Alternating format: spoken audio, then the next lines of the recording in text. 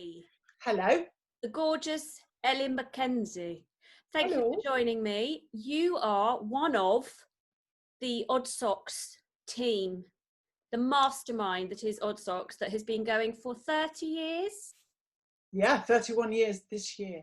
Can you help us by giving us some background as to what Oddsocks is, who you are, where you and Andy met, all in the space of 3 seconds, please. Off you go now.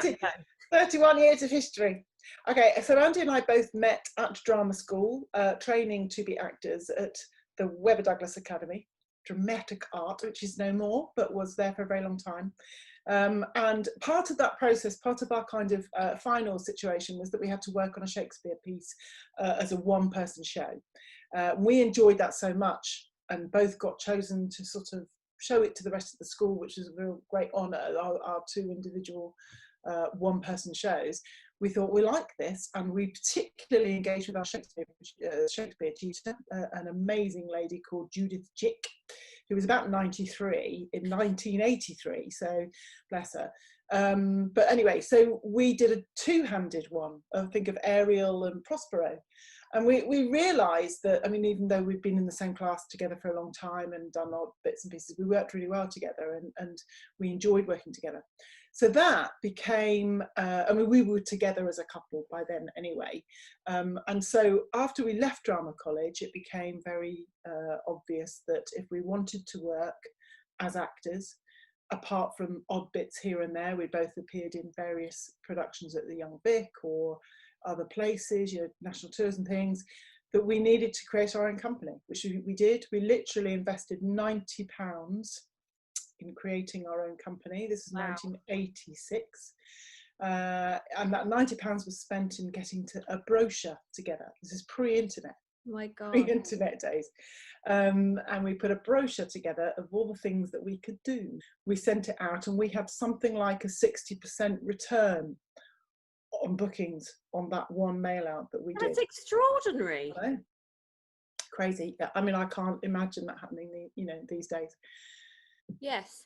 And so just to help us understand, because obviously I've spoken to Adrian at Hot Buckle already, who is my husband, and I run Hot Buckle with him. But our company is very different to yours. Yours is has a much bigger production value historically, but you've now, however, it didn't in the beginning. So give us a bit of an idea of the kind of the size, if you like, of the company and the kinds of shows that you have been doing up until now.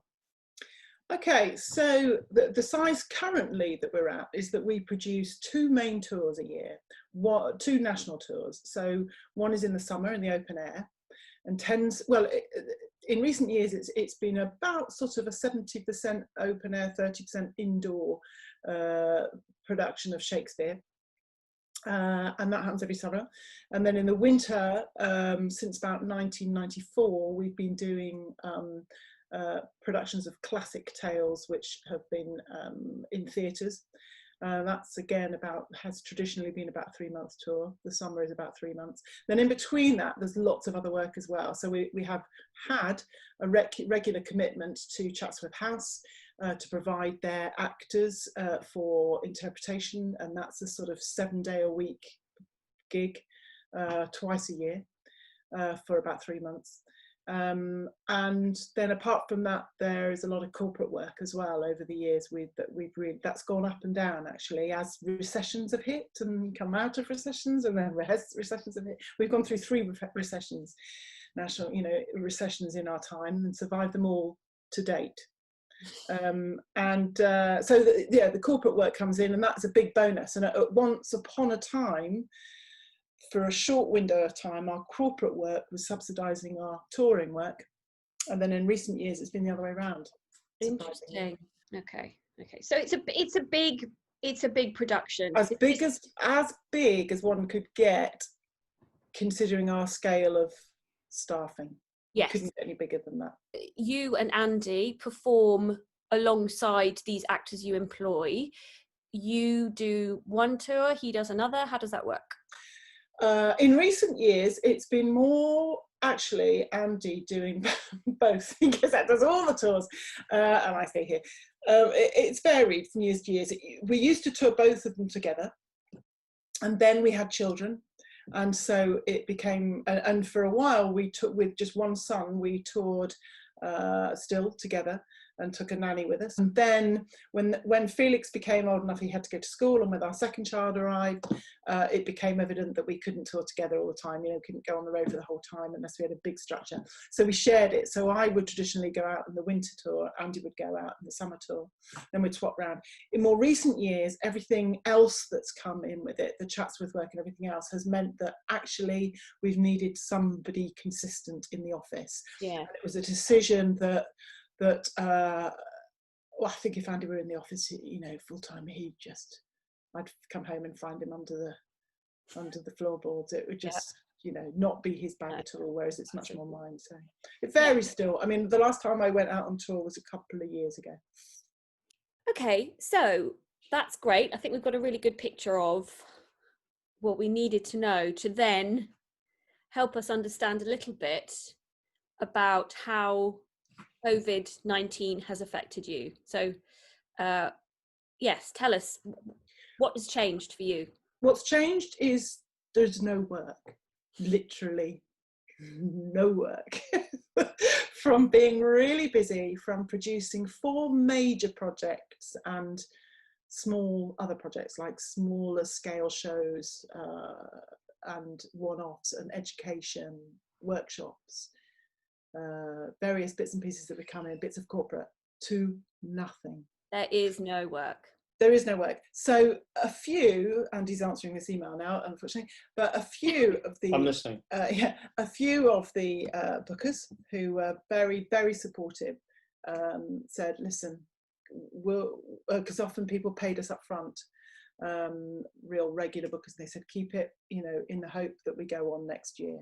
And that was very generous of them. Others have said, keep the deposit over to next year, which is about 20% of a booking fee.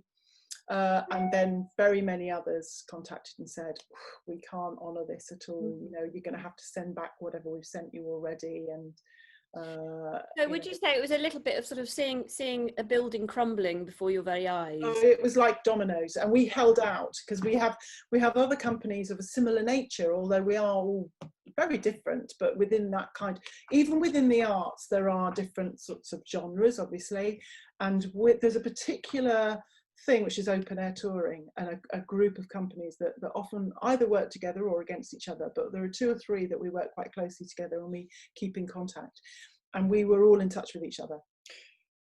But quite early on, companies were cancelling their tours really quickly, and we didn't, because we were hopeful that it would possibly all clear up by the summertime. And I thought, if ever there's a chance of any performances going on, they'll be in the open air. But gradually we started to have more and more conversations, and more venues were struggling, because obviously some of our performances are indoors and some are outdoors, and we're also over in the Channel Islands, and they had an individual kind of quarantine need. And so we were coming into sort of discussions about whether they would be quarantining and all sorts of things. And then when it came to sort of May time, I think we had a few conversations and reached a point of saying, do we do anything or do we do nothing?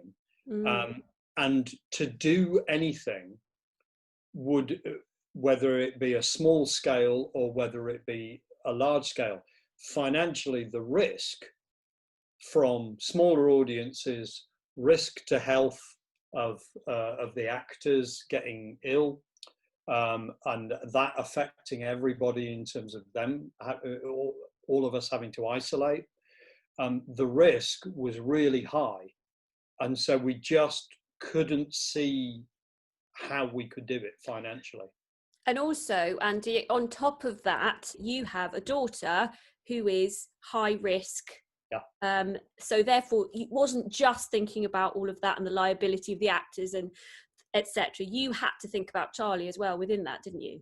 Definitely. And we have had numerous discussions as a business and as a family about the social attitudes of people and of the company and of us. And I know that if we didn't have Charlie, and if Felix, our eldest, didn't have a girlfriend who was also high risk, I think I would have taken this probably less seriously and been, oh, gung ho, we'll go out and we'll show them what for. Yeah. And it's made me personally think a lot more about the impact. And it isn't just about the social responsibility of it. Yeah, it is. The fact that it's not just about, well, I'm all right, we're all right, our little network. It's about, but what if people they're connected to aren't all right? So there's a social responsibility to that as well. And what if somebody had come along to a performance and we had been responsible for creating a performance which became a super spreader? How would we feel then?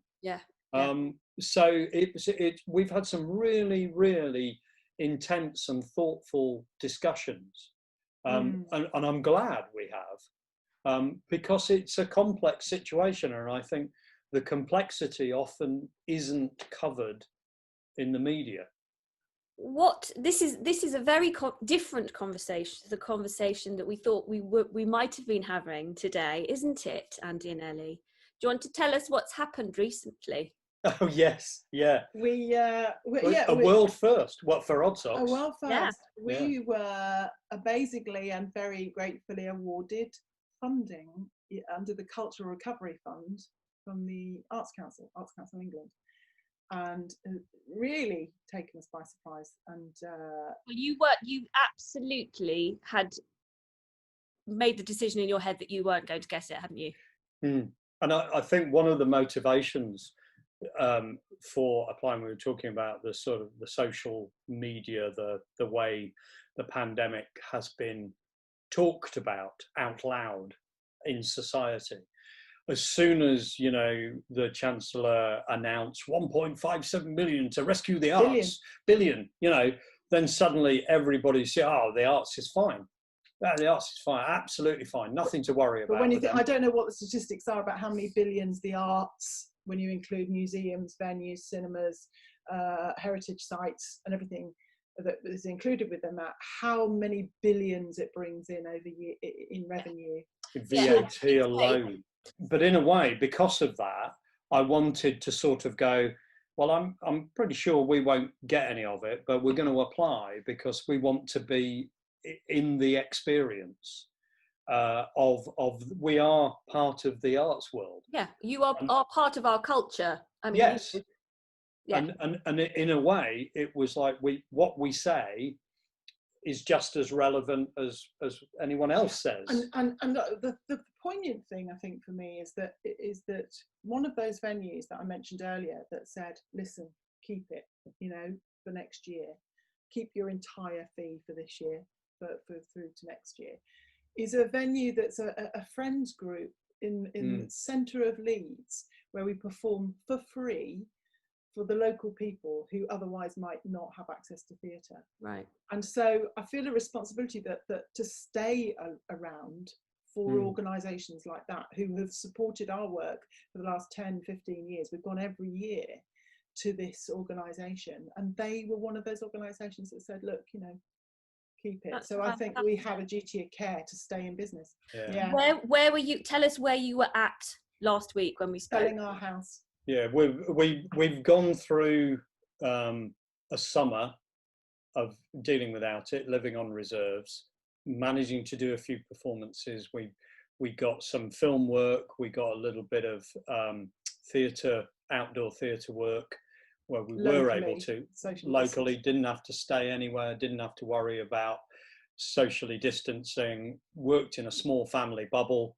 And then when all that finished, we went, right, we haven't got anything now until June. And even that's diminishing. And and so it suddenly, gradually came upon us that we can't continue to pay the mortgage and have anything left to even think about retirement in the future. And so perhaps we need to, think about moving. Liquidise any assets that we've got, and our asset is our house. Yeah.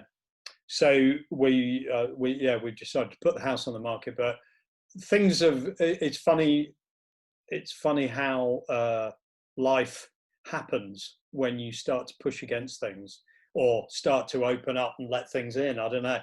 Yeah. That we've already seen a property that we've fallen in love with, and would allow us to continue working and having more control over our environment as well. Because up to over recent years, we haven't had a rehearsal venue of our own. We've just not been able to afford, even with our full scope of work, we've not been able to afford a rehearsal venue unless we sort of rent it.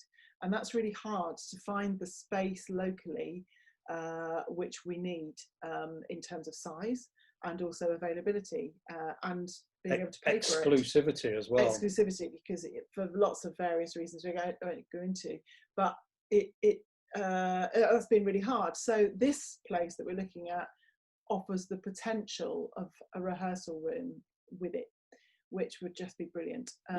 So we're having a go for it. Yeah. So I think that, I think that's been amazing for us, having moved up to Shropshire from London. And again, finding that rehearsal space, it's so expensive. But as you say, it's the exclusivity. You have to pack everything up at the end of the day. If it has to go, the kind of the stress of that, and not being able to just leave stuff, come back to it the next day or what have you. I mean, that's on very simple terms, but you know what I mean. Yeah. And I think, the luxury of that, of having your own space, is just so brilliant. And it also means, I mean, I spoke to Andy Chevalier yesterday, who was one of the actors who worked with us when we first moved up here. And he said, the experience, and it used to be like when we stayed with you guys at the beginning, the experience of living and working together is so valuable, because it means you can have a less sort of stressful hours of rehearsal, because actually you finish at 4 o'clock and then people sort of organically start to work together again, or go and do what they need to do personally as an actor to then move on. So you've got that room to really kind of grow together and create something. I think that's really important, and I think that's the difference, Gemma, actually over recent years with things. When we first moved up from London and went to a place in a bit further up north Derbyshire, and you came and worked with us, and Adrian, and that I sort of think of those,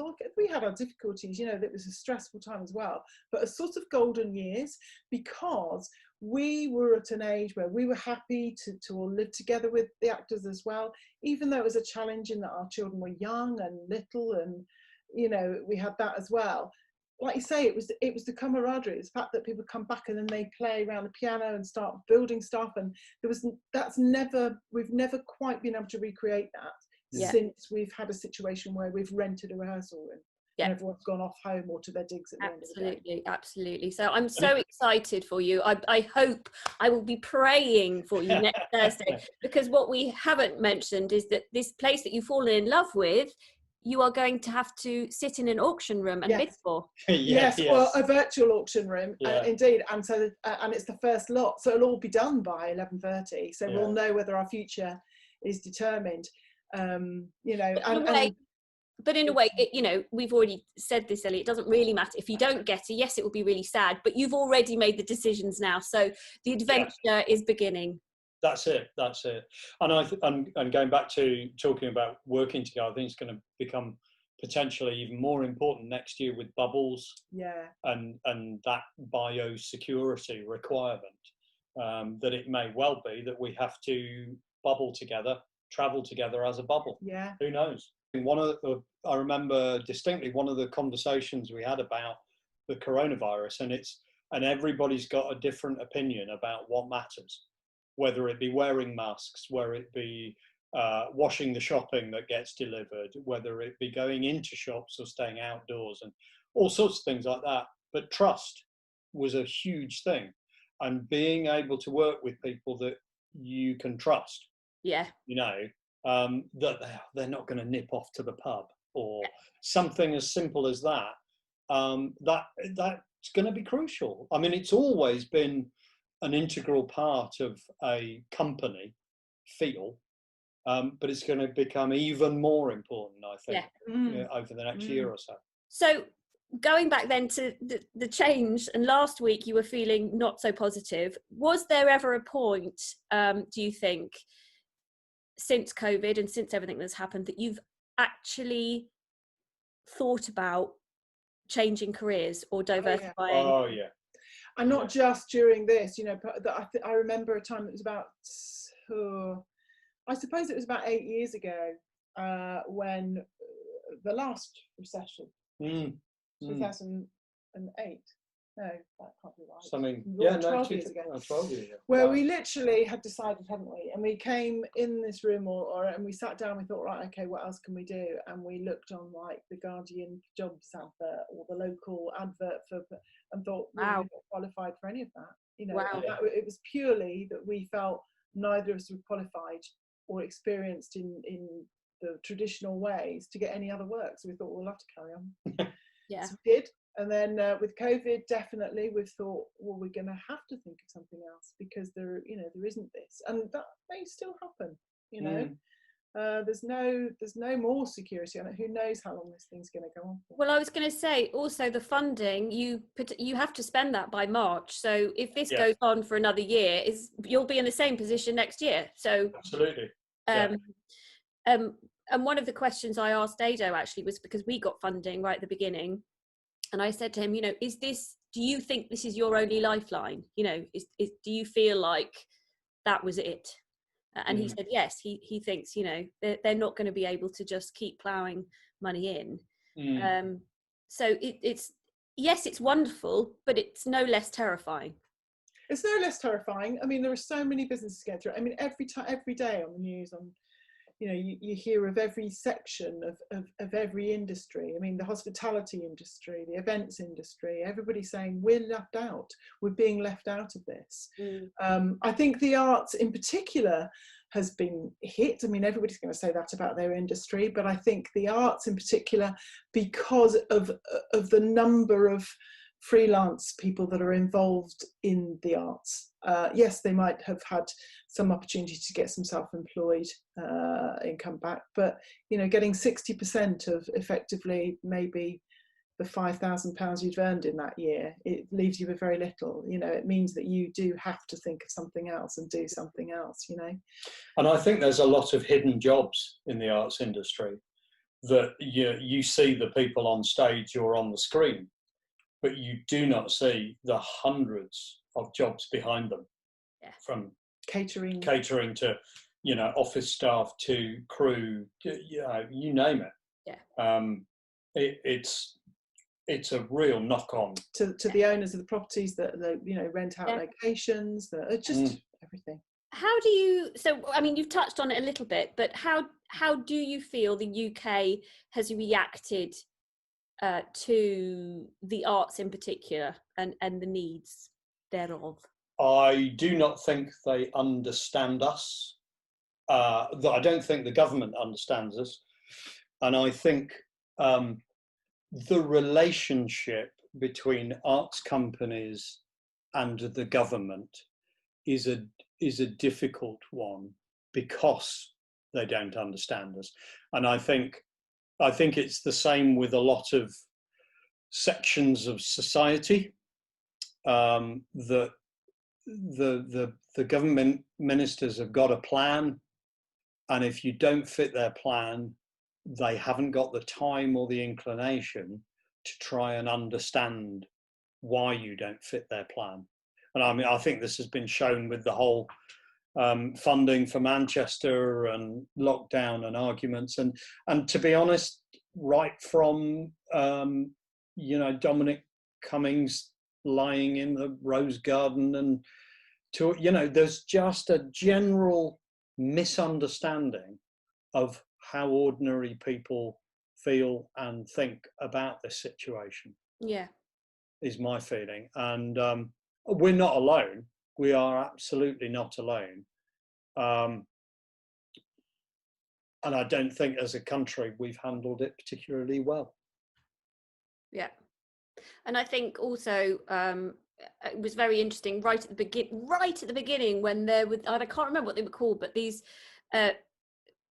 tax relief or the furlough scheme and the all of, yeah, but we just found that we just fell between all the yeah cracks because yeah we weren't paying overheads, or because we weren't, I don't know, it was so confusing. We found exactly that. That's precisely why we were in that desperate situation of having to sell the house, because we didn't qualify for any of those either. And I think that comes down to the perception that you were talking about.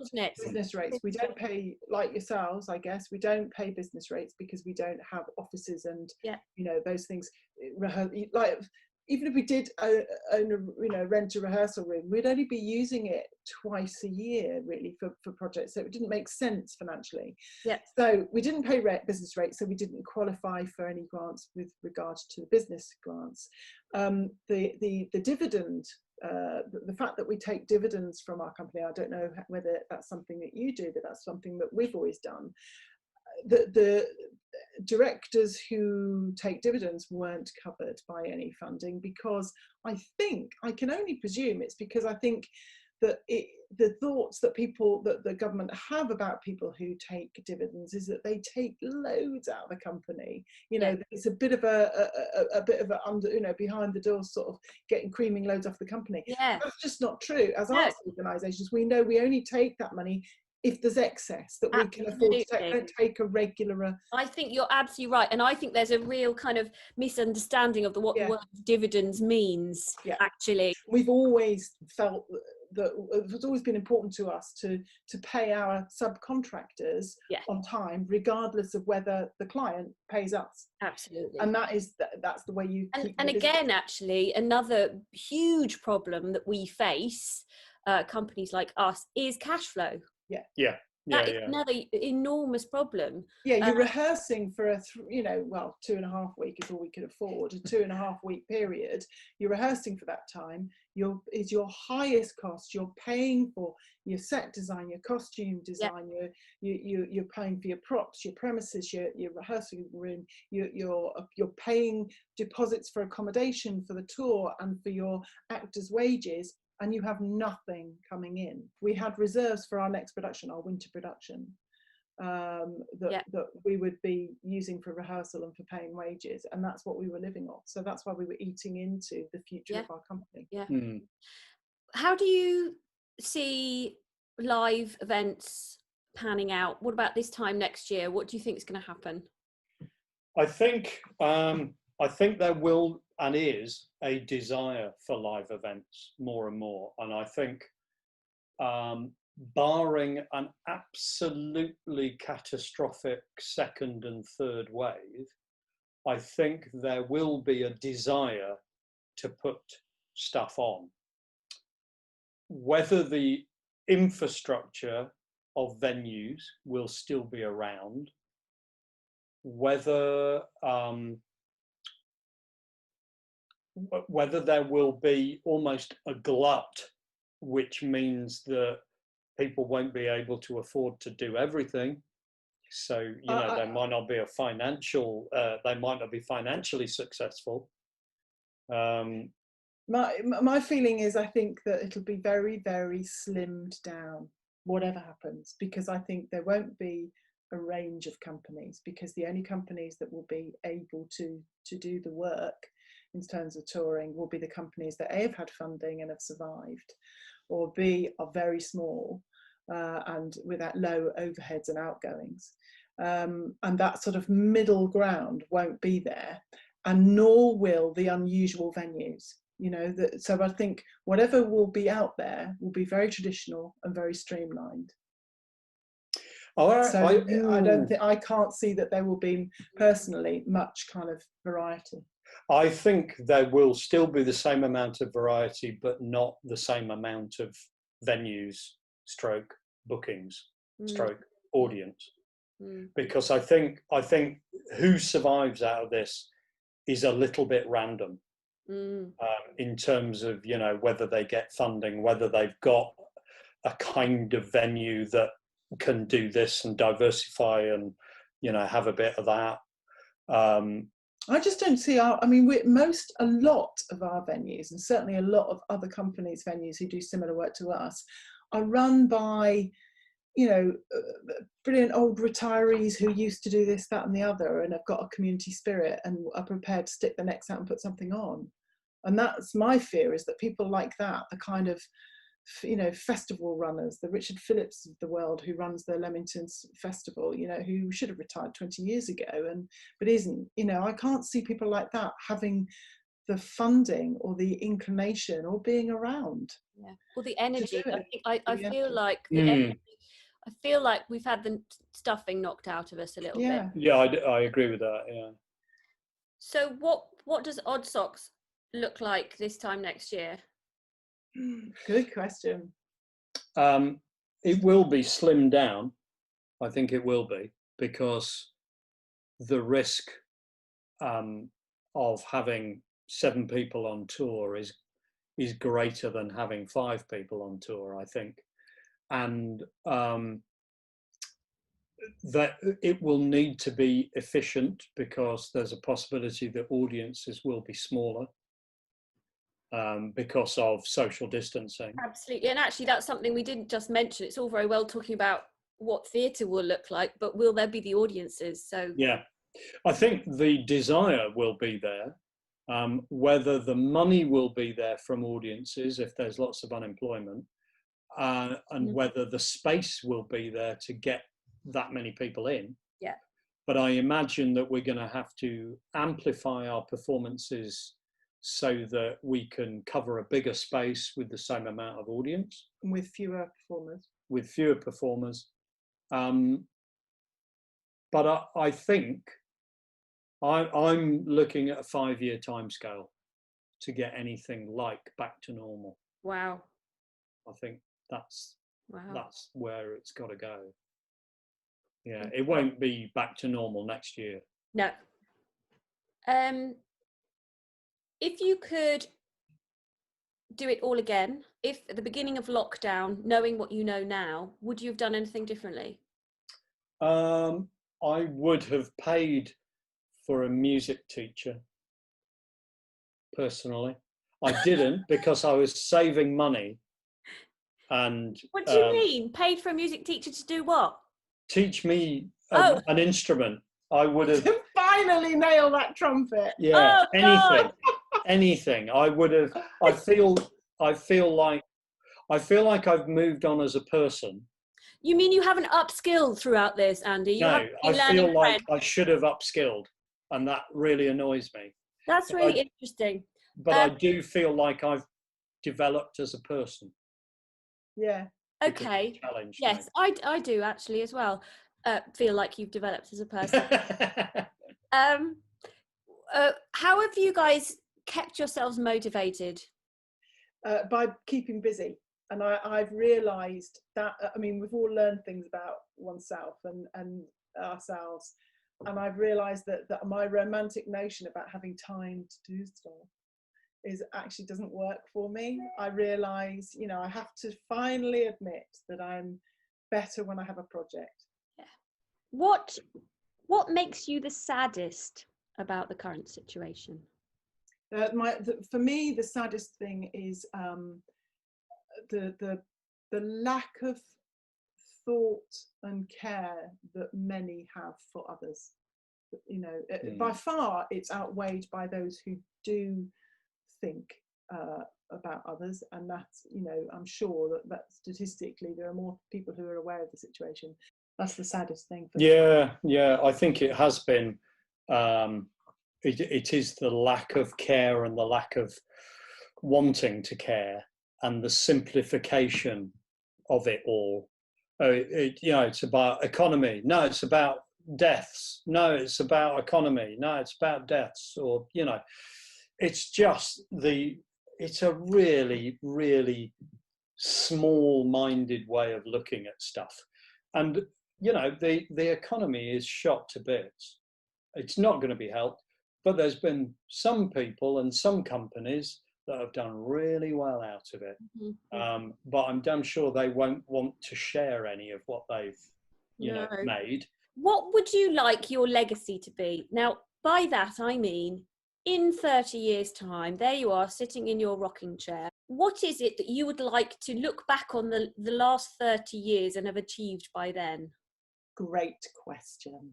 Yeah, it's the sort of question that we often think about and have talks about, really. And a few weeks ago, I don't think I would have been able to answer it as easily as I feel like I can now.